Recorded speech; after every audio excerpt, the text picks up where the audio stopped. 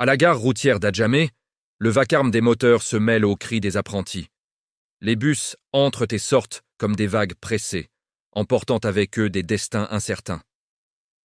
Au milieu de cette foule se tient Samuel, un homme discret, la trentaine, vêtu d'une chemise simple mais propre. Il attend son car pour Bouaké, un petit sac à ses pieds, l'air pensif. Non loin de lui, Aïcha avance lentement, tirant une valise bleue. Sa robe claire contraste avec la poussière du sol, et sa démarche a quelque chose de calme, presque royal. Samuel la remarque immédiatement.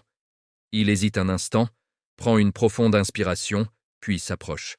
« Madame, vous êtes très belle. Félicitations. Quelle élégance !»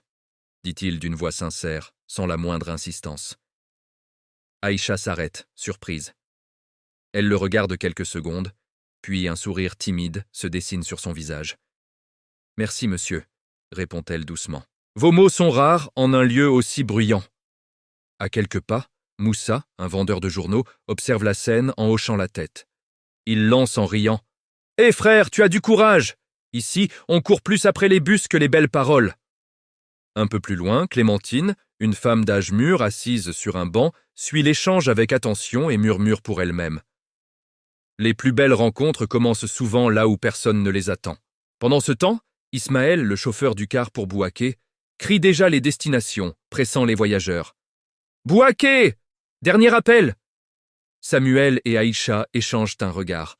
« Je vais à Yamoussoukro, » dit Aïcha. « Bouaké !» répond Samuel avec un léger regret. Le silence s'installe un instant, chargé d'une étrange complicité. Moussa s'approche et tend un petit carnet à Samuel. « Si tu veux vraiment que cette rencontre compte, écris ton numéro.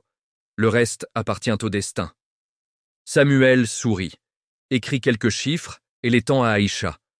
Elle les prend, le regard brillant. « Peut-être que nos routes se croiseront encore, » dit-elle. Le car de Bouaké démarre, emportant Samuel. Aïcha reste là, le carnet dans la main, tandis que Clémentine se lève lentement, convaincue d'avoir été témoin d'un commencement. À la gare routière, entre deux départs, une simple phrase a suffi pour ouvrir une histoire. 2 semaines passent.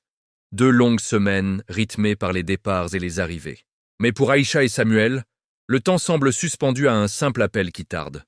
Chacun, de son côté, revit cette rencontre fugace, se demandant si l'autre y pense encore. Un dimanche matin, alors que le soleil éclaire les rues de Yamoussoukro, le téléphone d'Aïcha vibre enfin. « Bonjour Aïcha, ici Samuel.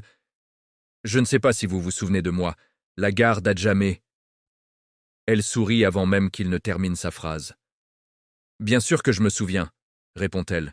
« J'espérais justement entendre votre voix. » Ils décident de se revoir là où tout a commencé, à la gare routière. Le lieu leur semble symbolique, comme un point d'ancrage entre leurs 2 vies. Le jour venu, Samuel arrive le premier. Il est accompagné de Moussa, le vendeur de journaux, devenu une sorte de confident. « Aujourd'hui, frère, ce n'est plus le hasard qui parle, c'est le choix, » lui dit Moussa avec un clin d'œil. Aïcha arrive peu après, sans valise cette fois, vêtue d'une robe sobre. À ses côtés marche Clémentine, qu'elle a recroisée par hasard et qui a insisté pour l'accompagner.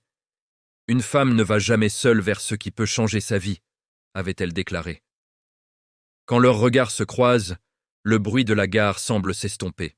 « Vous êtes encore plus élégante que dans mon souvenir, » dit Samuel, la voix légèrement tremblante.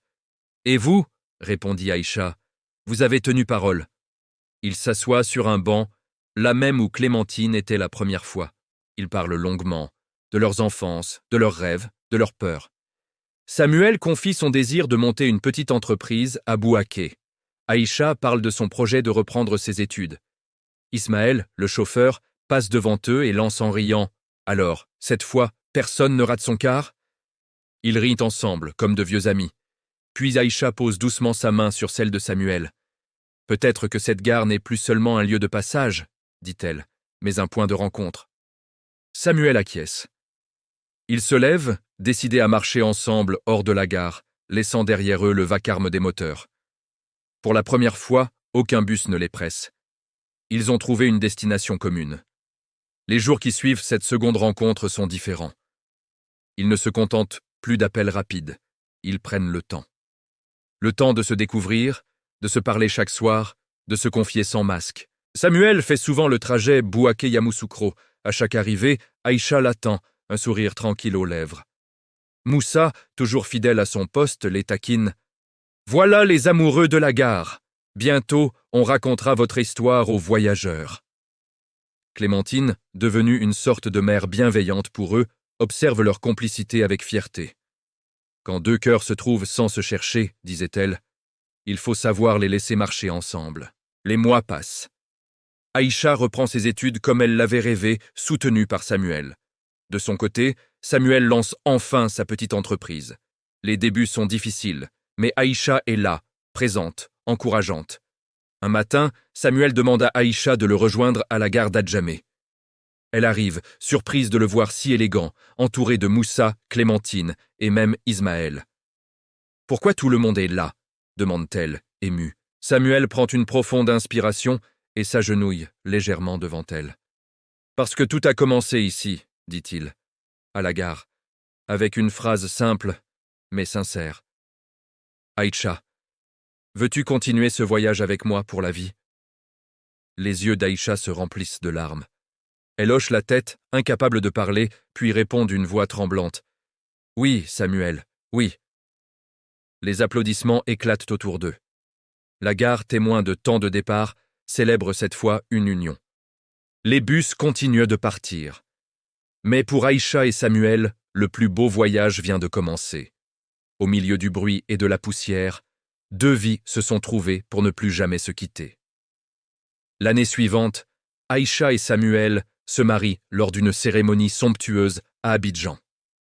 Le lieu domine la lagune, décoré de fleurs blanches et dorées.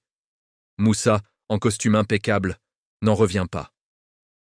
Qui aurait cru que vendre des journaux à la gare me conduirait à un mariage pareil ?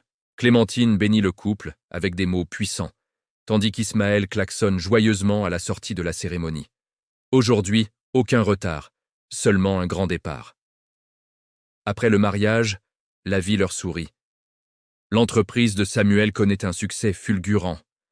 Aïcha, diplômée avec brio, lance sa propre fondation pour l'éducation des jeunes filles. Ensemble, ils s'installent dans une vaste villa avec piscine et jardin paysager. Puis viennent les enfants. D'abord Nour, puis Eden, et enfin Lina. La maison résonne de leurs rires et de leurs jeux. Les chambres sont vastes, remplies de livres et de promesses d'avenir. Malgré le luxe, Aïcha et Samuel n'oublient jamais leur début. Chaque année, ils retournent à la gare routière d'Adjamé, main dans la main, parfois avec leurs enfants. Samuel murmure alors à Aïcha, comme au premier jour. « Madame, vous êtes très belle. Félicitations. Quelle élégance. » Et au milieu de cette vie brillante, une vérité demeure. Leur plus grande richesse n'était ni la villa, ni les voyages. Mais cette rencontre simple, née d'une phrase sincère, devenue une vie entière de bonheur. Merci d'avoir regardé cette histoire. Si elle vous a touché, n'hésitez pas à la partager et à vous abonner pour ne rien manquer de nos prochaines vidéos. À bientôt.